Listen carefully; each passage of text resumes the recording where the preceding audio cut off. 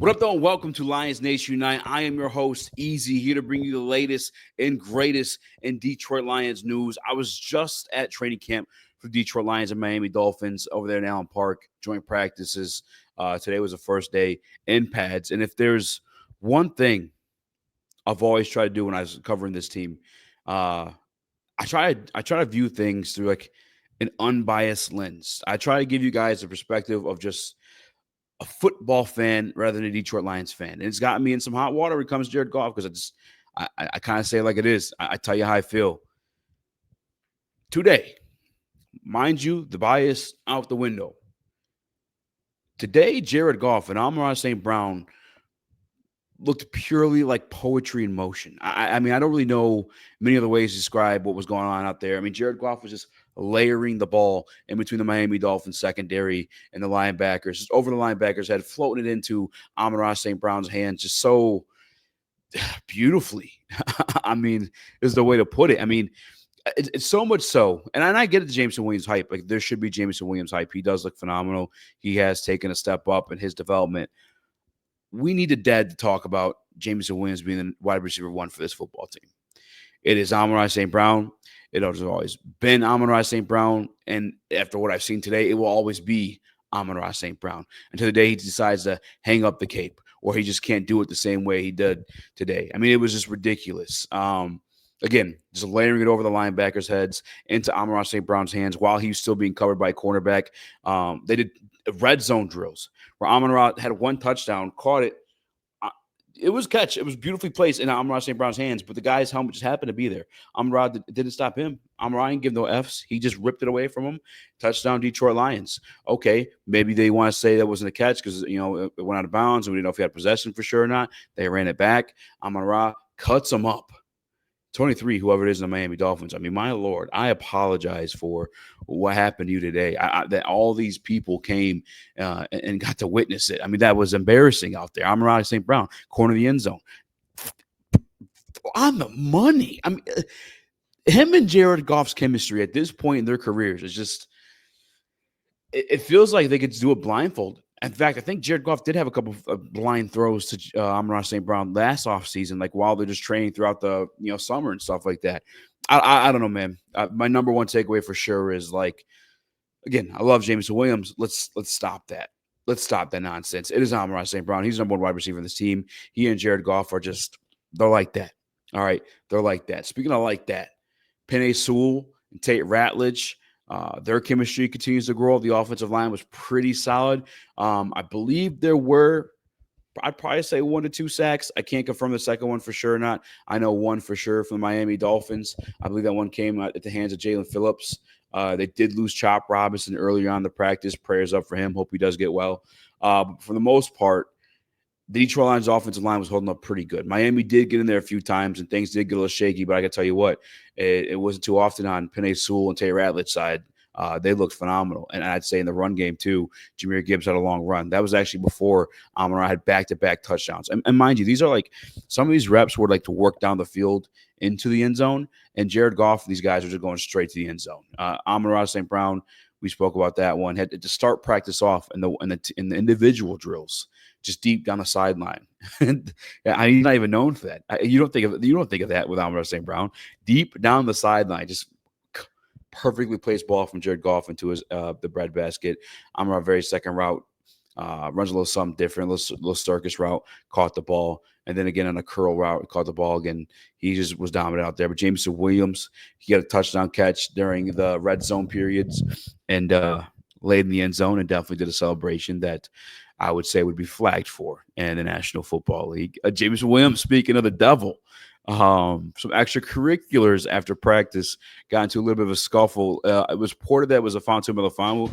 I couldn't confirm that from my end. I did see, I don't know how much, I don't want to give out too much. I mean, Jamo got a little kerfuffle. I'll put it to you that way. You guys want the dirty deeds. You have to tap into heavyweights for that one. 5-7, Monday through Friday on Wilbur Sports. Check it out. The defense today was phenomenal. I think Miami Dolphins scored only once, and it was in a situational drill rather than, downright team drills. The defense, Aidan Hutchinson, if I'm not mistaken, probably cashed in on 2 sacks. Davenport got in there, forced a couple rough balls out to Tua Tagovailoa. I don't think Tyreek was in the team drills. But Jalen Waddle was in there a few times. And so I saw some people on the Miami side of things throw that excuse out. No, your guys are out there. Your guys are out there. The Detroit Lions defense is just the real deal. And mind you, I saw DJ Reader on the sidelines jogging, look like he's working through something out. Terry and Arnold. I mean, these are two starting outside cornerbacks that weren't involved in these drills. If they want to sit there and talk about they didn't have Tua Tagovailoa, they had Tua. If they want to sit there and talk about they didn't have Tyreek Hill or they didn't have Jalen Waddle, we were missing our two starting cornerbacks too, and the defense was just as effective. Marcus Davenport, I saw they moved him around a little bit, similar to the way you saw they do with Darius Smith last year in terms of like moving him inside to blitz. That worked out phenomenally. I'm not as familiar with the Miami Dolphins offensive line. I know they added a couple pieces, but the Detroit Lions defensive line was all over them. There was no run plays done. I think the two little short catches they got were to the slot and just like those quick in and out routes. I was talking about it with my boy Mike, which shout out to Mike for taking me out there today for the Detroit Lions training camp, joint practice with Miami Dolphins. They had little short little slants that Mike and I were talking about. It's kind of how their defense or their offenses ran these past couple of years. We saw it last year. I didn't really like to dunk stuff out of them. Maybe they wanted to keep Tua upright instead of having them drop back and stand back there or whatnot. But they got a few of those off, but a quick 3 and out and the final team drill. I think it was a 2-minute drill. And it gave the Detroit Lions the ball back. Jared Goff and them did not score, but they inched a little bit closer. There was a penalty in the red zone, and there was like 7 seconds left. Dan Campbell could have charged down there and just punched it in with Dave Montgomery. He just wrapped up practice. Detroit Lions were absolutely dominant in today, from individual drills to team drills. I mean, they were just any and everywhere. The biggest takeaway, again, Amon-Ra St. Brown, Jared Goff, my biggest takeaway.